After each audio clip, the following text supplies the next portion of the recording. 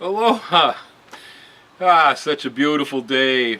Yesterday was Arbor Day. Arbor Day, as most of you know, is a day that we commemorate the planting of trees and go out and put some trees in the ground. I plant trees every day. I planted trees yesterday. I'll plant trees today. I'll probably plant trees the next day. For me, there is no special day that we plant trees. It's just, do I have the time today to get to planting the trees? Over the years, I have probably planted well over 1 million trees. Now, I'm not saying that I, took a redwood seedling and walked out into the mountains and stuck it in the ground. A lot of these trees were planted in containers and given to somebody else who took them out and planted them. A lot of the trees that I count were trees I sold clients while I ran the nursery in California. Thousands and thousands and thousands of trees that I helped people select, showed them how to plant it, and so on and so forth. And so, also though myself personally, I spend a lot of time out there in the field sticking stuff right in the earth. I have no idea. I never counted coup on these trees. Don't really know how many it is, but I know it's an awful lot, and I'll keep it up till the day I can't pick up a tree and move anymore, I guess. I don't know. I have no reason to stop. The reason I'm doing a video about planting trees is that I fear that we don't plant enough. I also believe that there's a lot of people out there who do not engage in this practice and don't understand the joy. Really, planting trees is something like having children. It really is, because you start with these very small things and maybe an idea, you're going to plant a tree or you're going to have a child or whatever, but it grows, it develops, you got to take care of it, you got to nurture it, there are requirements and so on, but the reward is pretty much the same. My sons are no longer cute little babies anymore. They're big ugly men that drink beer and fart, talk nasty and stuff. And so, I can still see the children in my head, but it's sort of like that little baby tree when it comes up. You go, oh, it's so cute. You put it in your backyard, and oh my God, it's a redwood. It'll grow for 2,000 years and be the biggest living vegetable on earth. Oh my God, what did I do? Yeah, kids and trees, they're a lot the same. The rewards are similar to, they give back. They give back. All of it gives back. They also take, it's life. It's a very rewarding thing, and if you haven't been involved in planting trees in this life, I really encourage you to kind of get into it, at any level. Just gather up a handful of acorns and plant them, or, plant an orchard of apples, or do something there. My own history with it, I guess, goes back to my mother, who was able to identify many trees. She knew a lot of trees, and so as a child we'd walk around to the parks in Chicago and she'd go, oh look, that's a ginkgo tree, and I'd go, oh, and I'm a little boy, and she'd show me how the leaf looks like a butterfly. And so that I realized when I was really young that each tree has a unique and individual personality, and that we can identify them all and relate to them just the same way we do people and animals and everything else. They're not just a bunch of green stuff out there. Each one of those trees has got a personality and a purpose and a way of being, They're all unique, every one of them. And so I learned to see trees as unique individuals when I was a young man. Later, my stepfather showed me the pine trees, Pinus resinosa, or it's called red pine in the upper Great Lakes region. He showed me the pine trees that he and his father had planted when he was young, back in the early 50s. And he told me the true story, and the true story is he hated every minute of walking around in the sun with a bucket full of pines with his dad and stuffing them in the ground. In fact, he even enlisted in the Army during the Korean War to get the heck out of planting trees and milking cows and all that stuff with his dad. But years later, long after his father had passed away, he would show me those pine trees proudly because they were huge. They had really grown big, and they were something to see. They had acres and acres and acres of these great big pines. So as an older man, he realized that the value of all this. He passed it on to me, he passed it on to his son, he passed it on to my brother Bob. The whole family plants trees. It's my stepfather Ed's fault, probably, because he introduced us just right. And so we started planting trees back years ago. Those trees are all big now.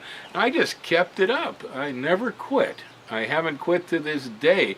And in fact, I think the greatest inspiration was the next door neighbor in Wisconsin, Hank Klaproth. Hank was one of the oldest guys I ever personally hung out with and talked story. My memory fades on this now, but I do believe Hank was about 98 years old when he finally did pass away. I think the only reason Hank passed away is the loss of his vision had stopped him from doing most things that he really loved, and so he kind of sort of let it go. But he was one of the older guys I ever knew. He used to tell me stories about when the Native Americans still lived in wigwams and stuff, and he had been around. He'd seen a lot. But one thing Hank did was plant trees. He was a retired Wisconsin vegetable farmer when I met him. He was already 65 years old when I met him as a boy, and Hank was out there planting trees. He'd plant red pines, he'd plant oaks. His favorite was planting the eastern black walnut, the American black walnut. Hank would go out and he'd gather up walnuts from trees that he could find in the area, because the walnut was barely in his range. There were only a few really hardy specimens around that area that would grow in that region of the world. So Hank would go out, he'd gather up those nuts, and every fall he'd walk around with an iron bar and a bucket of walnuts and just walk, poke a hole, drop them, step on it, and keep walking. And I know that his neighbors used to consider him mad. They would say, the man's out of his mind. He's over 70 years old and he's still planting walnut seeds. Why would a man do something like that, And the truth is somehow I understood him. I know they didn't, because as humans, we are so locked into human time, and time in itself is, from our point of view at least, the way we see time as a linear commodity, is an illusion. That is not actually how the nature of time really is. Okay, if you look into quantum physics and stuff like that, you're going to see that time is actually truly different than our biology allows us to interpret it. But we live within the illusion of time. So many of us are what I would call time sick. That we feel we just don't have enough time to do so many things in life. We see the short nature of human existence, and it dominates our thinking. Hank, he wasn't controlled by it. He didn't care. It didn't matter whether he was ever going to see the walnuts grow or not. He just liked doing it. It made him feel right. And I'll tell you, some of the pine trees he'd planted the day he retired at 65, by the time I was old enough to have family and children and stuff, Hank was taking those trees, cutting them down, building log cabins, sawing 2x4s. He was actually harvesting trees that he had planted the day he retired. This, to me, was a major lesson, because I see an attitude about tree planting, at least amongst Americans. I don't know how this is anywhere else in the world, but here, we ain't got enough time. Everything had to be done yesterday. I just moved here from California, Silicon Valley, where if it wasn't done yesterday, 24 hours before they asked you to get it done, what was wrong? Okay, we're just so driven.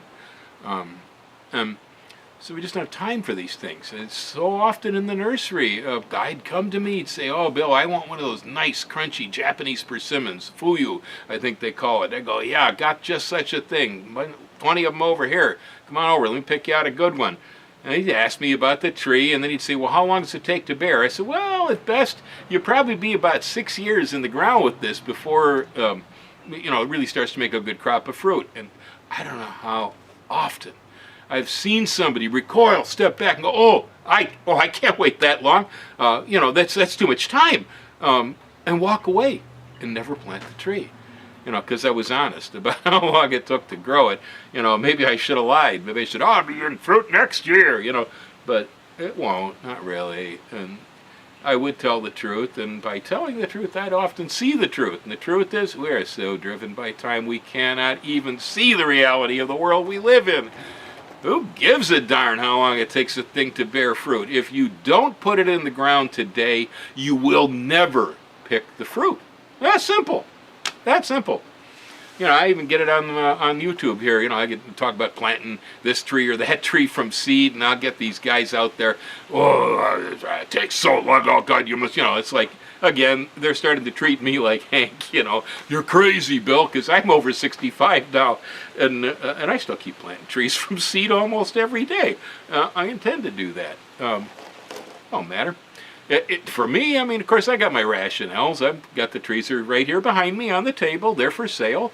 They're on Craigslist right now. I have a lady called me this morning. She's coming to buy trees from me.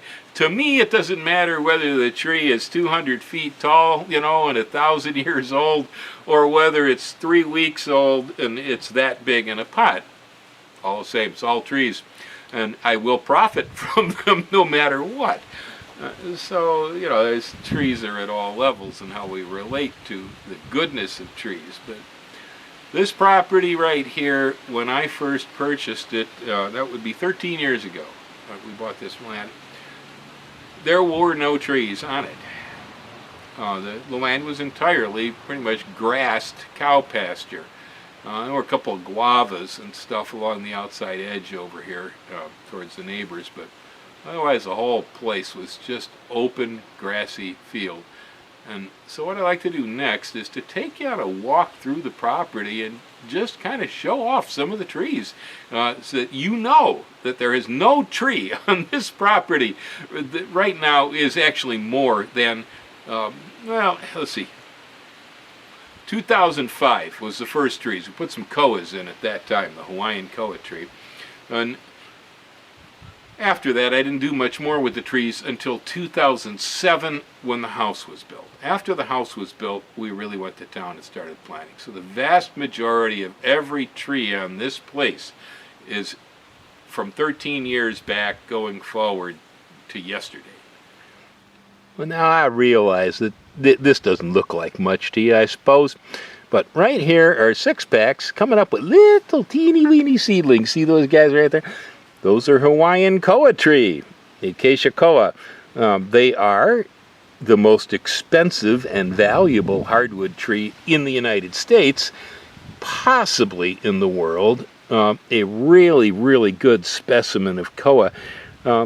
It sells for about $250 a board foot. Hoo-wah, yeah? And that was why koa was one of the first trees that I ever put in on this property back in 2005. I planted them in California. I put in the largest planting of koa trees in Northern California at Quarry Lakes in Fremont while I lived there. And they thrive in coastal California too, by the way. But here in Hawaii, this is the tree, okay? I mean, this is what you make: a ukulele, a guitar, a rocking chair, a canoe, you know, whatever you've got. Koa is the wood. And it's a gorgeous wood. It's got fire in the grain. You can fall in love with it, and I did. I am obsessed with koa. The reason I'm showing them to you, though, is yesterday was Arbor Day.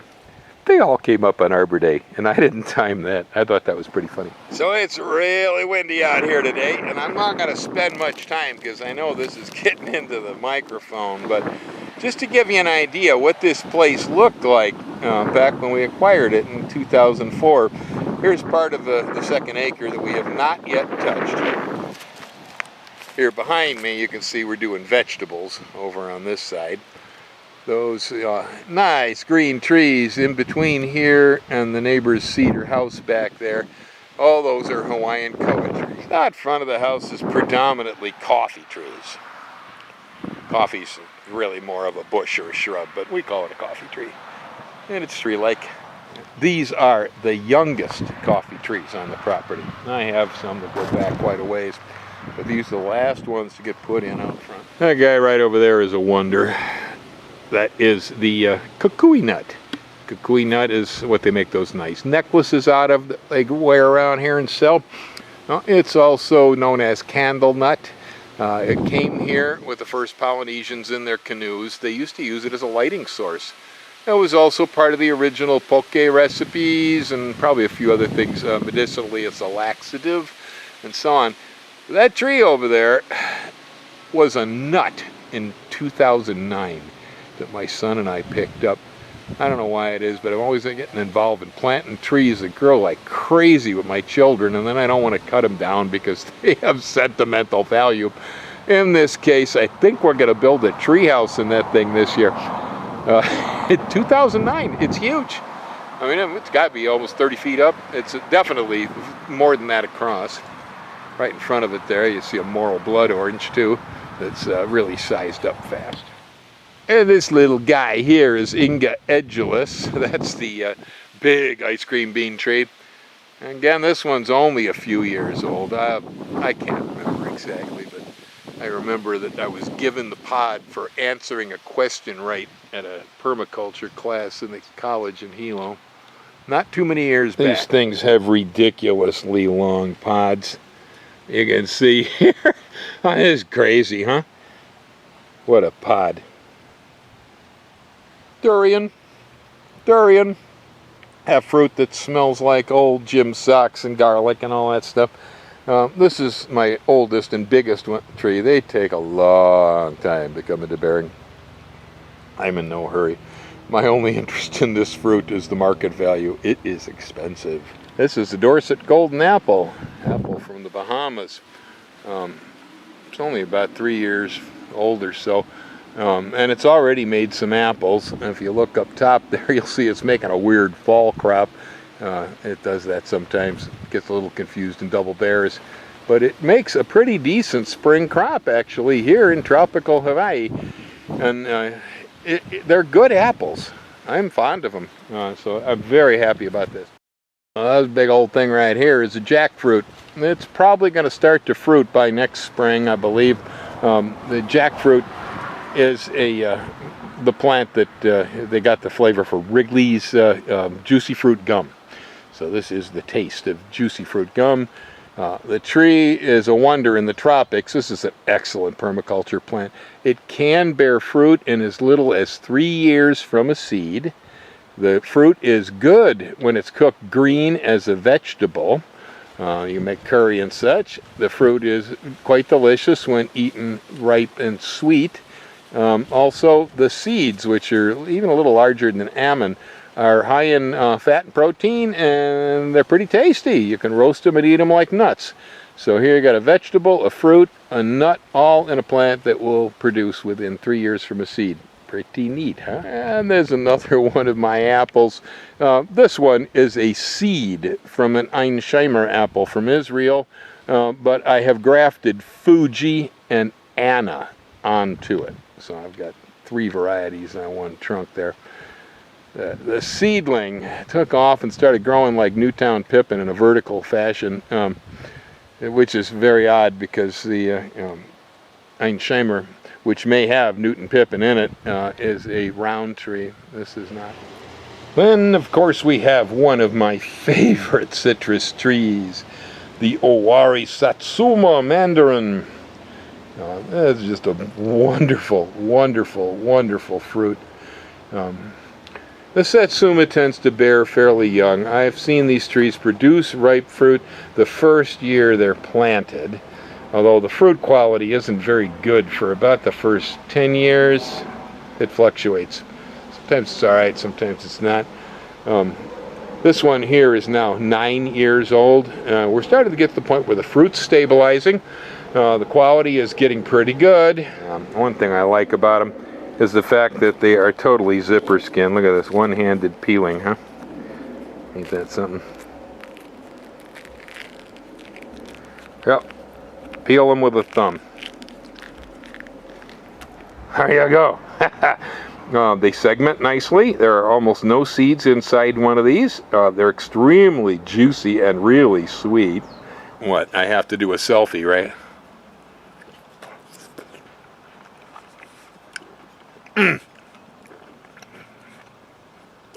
Good. Good. Here, shading the orchid table, is a Tahitian lime. And this is, again, another fabulous fruit. It grows well here. It doesn't stop bearing in Hawaii. We have fruit on the tree year round.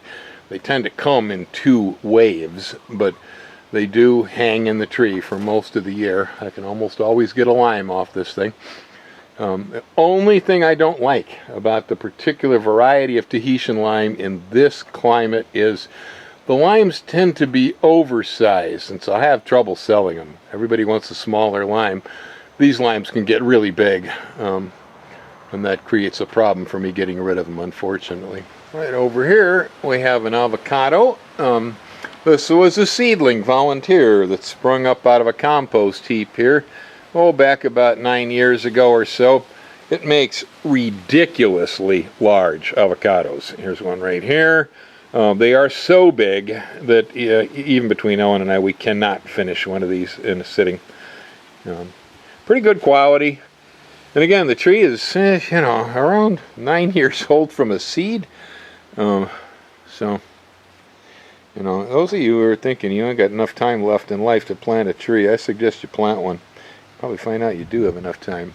And if you don't, you'll never know it. Of course, we don't want to leave out the palms. Back there are some betel nut and some coconut. 2 very, very useful palm trees.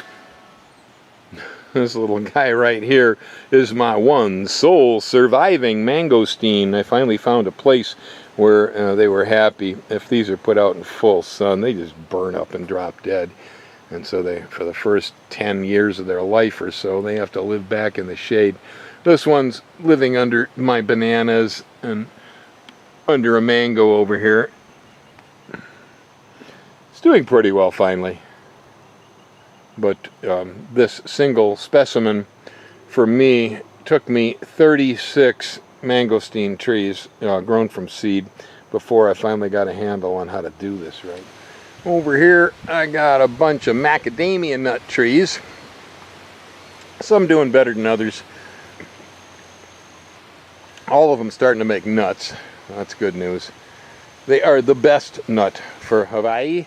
And they're even one of the better nuts for coastal California, too. And of course, there's cacao. And this is one of our older cacao trees. Starting to get ripe. I pulled a few pods in yesterday. It's got a good crop on it this year. Looks nice. Yeah, that's where your chocolate comes from. Abayu, one of the best fruits out of the Amazon for the Puna region. Abayu will fruit in 3 or 4 years from a seed. That's way cool. They're pretty well adapted around here, and the fruit quality is really good. I enjoy eating abayu. Here is the oldest rambutan on the place, and it finally got around to starting to produce fruit this year, so it appears to be a hermaphrodite. Now that it's proven its worth, I'm actually going to cut it back to about a 4-foot stump and regrow it closer to the ground this year. This big old beast is another one of them Amazonian trees. This is the Rollinia. It's related to chirimoyas and pawpaws and such. You can see the fruits up there. Big old things.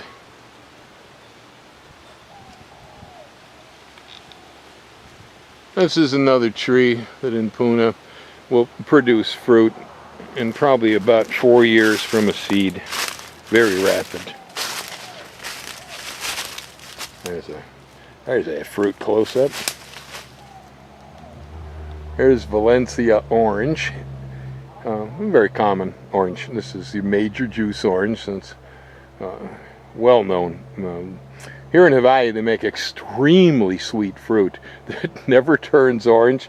Generally either green or brown. They call them Kona browns, Kala greens, all kinds of names for this orange here. It doesn't green up very well in Mountain View either, but it can be green as an emerald and sweet as sugar. And of course, there's always banana. Not a tree, but nevertheless a fruit. Grows tall. These are Chinese right here. Just found those at the neighbor's fence line. Helped them cut it down. Well, and then there's star fruit. And so far, these trees, I have 3 of them here, are I think about 8 or 9 years old, and they have yet to make any fruit or flowers so far. I'm sure they will eventually. In the meantime, I planted a grafted kari in the back over here that should be bearing maybe by next year. And then there's the custard apple tree. That's another one of the Annonas. It makes some big knobby fruit. They're a little bit like Rolinias. Not as good as Chirimoyas, but it's a nice tree, and again, a very fast growing thing. This tree, I don't know. It's definitely less than 10 years old. I don't remember when I planted it. Citrus, always a good thing, and I mean, who can live without lemonade, huh? So this right here is a Eureka lemon. I put that in just a few years ago. Ellen's been harvesting the heck out of this. She's getting a lot of lemons off of it already. It'll be a little while to ripeness, but I can't wait for the abuyus. Well, of course, there's an overview here of the coffee, and there's Capulan cherries down there, and koa trees, and these are royal palms that Greg Adams foisted off on me one day. Didn't want them around. They're growing well too. They were little 1-gallon runted things, ugly. They're not anymore. Most of this out here is coffee. Going dormant for the year, because they do that, but this is Fuyu persimmon, the non-astringent Japanese persimmon. It's a California-grown nursery tree, grafted, was shipped here bare root. It's from Dave Wilson, I believe. No, take that back, not Dave Wilson, another one, Ellie Cook, another one of the big California growers. It's coming along okay. University of Hawaii says these will work here somewhere between 500 and maybe 4,000 feet. We're at 1,600. Should be good. Love them. And how can we live without cinnamon? A friend of mine brought me this as a cutting. It's taken off well. We've already begun to harvest bark for cinnamon. Another recent one, I put this in last May. That's the chocolate sapote. I had another one out here somewhere I planted, and I lost it somehow. I don't know where it went, so I had to replace it. There's a new one. Right here is Suriname cherry, and I see it is filling up with flower buds. So I do believe we're going to start getting Suriname cherry. And this is supposed to be one of the black Surinames, and that's the really tasty ones. Right over there is another new tree, just put in a couple of months ago. That's a white sapote, Casamaroa edulis.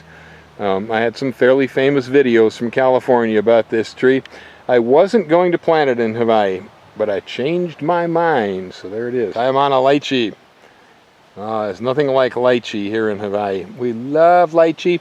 I didn't have one, and I realized May a year ago that lychee season is May, and if you haven't got lychees, you haven't got much around here in May, so I had to get myself one. That's an air layer. I'm also doing an air layer off of it from one of the lower branches, so I can make 2. Good tree here. Guy right here is Mame sapote. It's a seedling tree. It's been here for a few years. So far it hasn't done much. I'm hoping eventually that it will start to make fruit. Mame is one of the biggest sapote on earth. Kind of tastes like cooked pumpkin with sugar in it. Little guy here is Mame apple. Mame apple kind of looks like a potato. It's a round, brown colored skin. Inside it's orange, and it tastes like citrus, but it's crunchy. Very odd fruit. I kind of like them. Right here is my grafted kari star fruit. It's taken off and grown really well. This was a little 3-gallon bag tree at Planet Hawaii's fruit tree sale back around February this year. It's 4 or 5 times the size. Now in November, it's taken off all right. Kind of looking like we're getting a little drought stress on it, though. It hasn't rained here in a whole week. And in this area, that's a big deal. This is Chico sapote, Manilcara zapota. That's the tree that chewing gum came from. That's why we get the word chico, is the sap of this tree. But the sapote that comes on Chico sapote is fabulous. Kind of brown looking outside and whitish brownish streaked inside. Tastes like pears with brown sugar. This tree's been here for a few years now. They don't go anywhere fast, I'll tell you. But I'm looking forward to one of these days. And we got koa trees, and koa trees. I have koa trees all over here. We put in 100 of them about 10, 12 years back.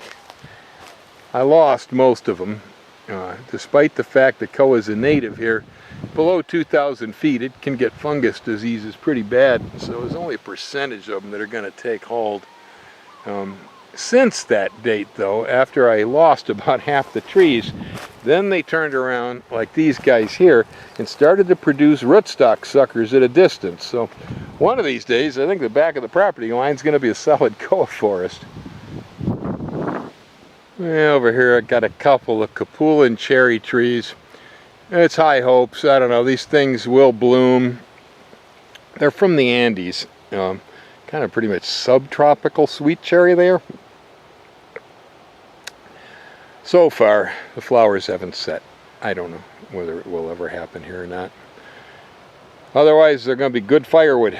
So there you have tree talk. A little bit of tree talk today. I'm hot on trees. I hope to impart the love of growing trees to all the rest of you out there. Trees are good for the environment. The trees will bring the rain. The trees will clean the air. Happy gardening.